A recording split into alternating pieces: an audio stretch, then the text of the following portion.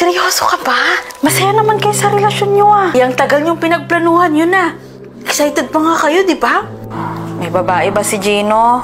Bakit mo nga ika-cancel ang kasal nyo? Kompleto na yung gagamitin nyo sa kasal, tapos ngayon ika-cancel mo? Malaking gulo ito, anak, kapag ika-cancel mo. Jackie! Jackie! Ma, huwag mo kong matawag na ha?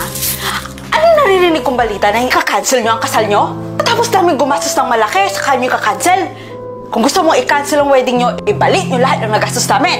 Sinasabi ko na nga ba, umpisa pa lang, ayaw na kitang maging asawa ng anak ko. Alam na ba ng pamilya mo, bakit kinancel mo yung kasal? Hindi pa ako handa You know what? Tayong bading lang Pamilya mo sila. Dapat may karapatan silang malaman kung ano yung nangyayari sa'yo. Beshi, ito pala yung balance ko sa gown. Just keep it. Mas kailangan mo yan, bakla. Huy. Pero, itong gown mo, maraming magkakagusto dito. Isipin mo yung sarili mo. Hi, Ate Miss. Hello. Ano yung dala mo?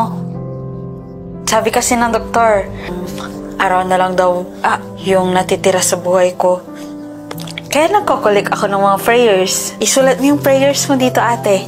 Ipapadala ko kay Lord kapag kinuha niya na yung buhay ko. Talaga?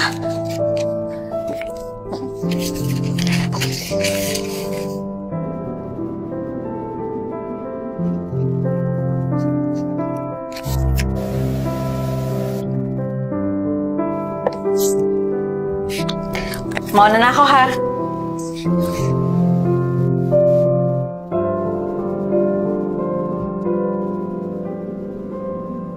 Bata, pwede ko bang malaman kung ano yung sinulat niya?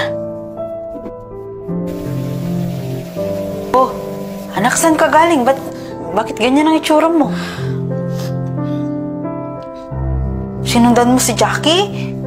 Mukhang alam ko na kung bakit niya kinancel yung kasal niya.